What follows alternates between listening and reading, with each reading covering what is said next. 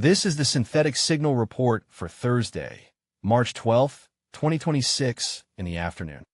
Today, we analyze Malus, a clean room as a service platform presented at FOSDM 2026 that aims to secure the hardware supply chain.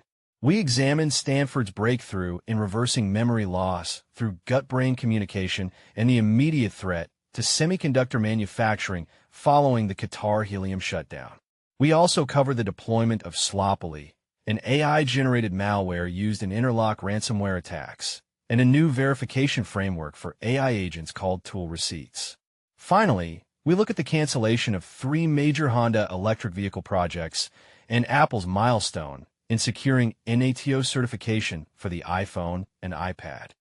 A significant development in hardware security has emerged from the FOSDM 2026 conference with the introduction of Malus. Described as clean room as a service, Malus seeks to address the persistent lack of transparency in the production of open-source hardware. The project operates on the premise that having open designs is insufficient if the physical fabrication process remains a black box. Malus provides a verifiable environment where hardware can be audited from the register transfer level down to the physical silicon. This service is designed to prevent the insertion of hardware trojans or unauthorized modifications during the manufacturing phase at third-party foundries. By providing a standardized, repeatable verification pipeline, Malus allows developers to prove that the chip in their hand matches the code in their repository. This is a foundational shift for high-assurance computing, as it moves hardware security away from blind trust in the foundry and toward a model of continuous, external audit. Researchers at Stanford Medicine have identified a specific pathway for reversing memory loss by targeting gut-brain communication. This research demonstrates that cognitive decline is not a one-way street dictated solely by the brain's aging process. Instead, the study reveals that specific signals sent from the gut microbiome can rejuvenate neural plasticity and improve memory retention in animal models.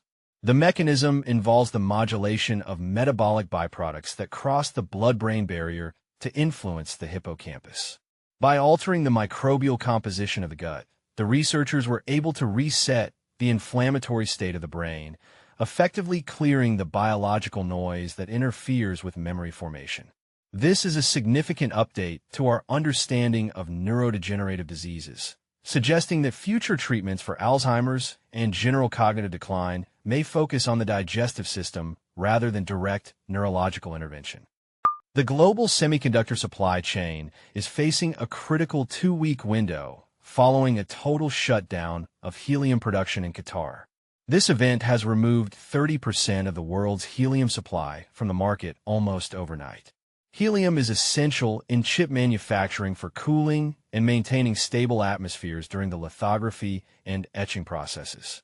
SK Hynix has already announced an emergency pivot to diversify its gas sourcing, but the concentration of supply makes a total replacement impossible in the short term. Because helium is a byproduct of natural gas extraction and is difficult to store long-term, many foundries operate with thin reserves. If production does not resume within 14 days, major fabrication plants will be forced to throttle production or undergo emergency shutdowns to prevent equipment damage. This shortage is expected to cause immediate price volatility for DRAM and NAND flash memory.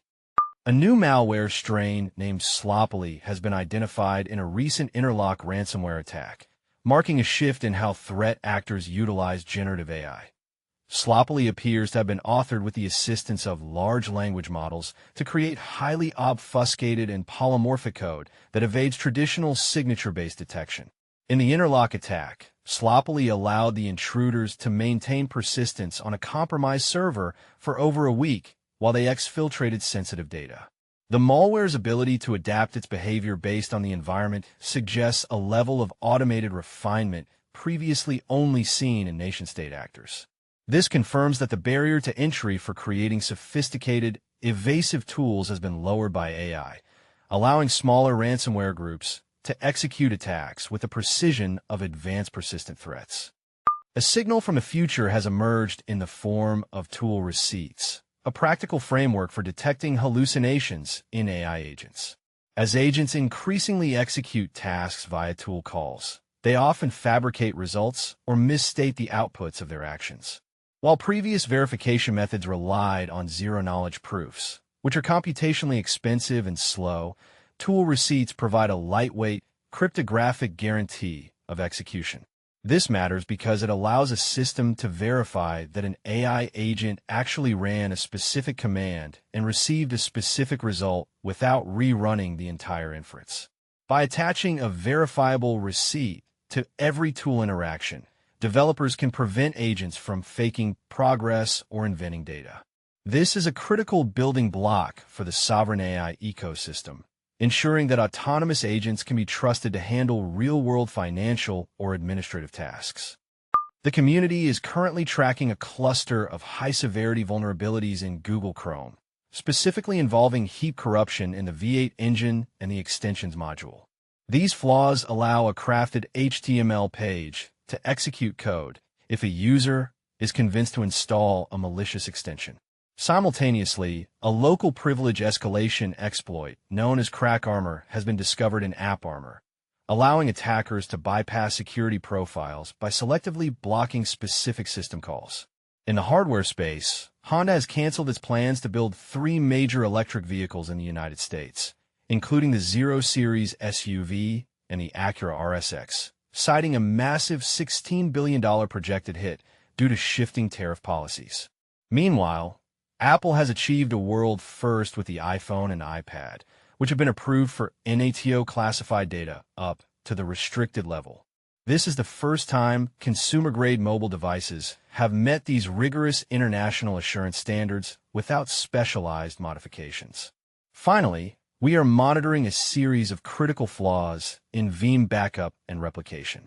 These vulnerabilities allow for unauthenticated remote code execution on backup servers, which are high-value targets for ransomware groups seeking to delete recovery data before initiating an encryption routine. This coincides with Atlassian's announcement that it is cutting 1,600 jobs, roughly 10% of its workforce, to reallocate funding toward AI development and enterprise sales.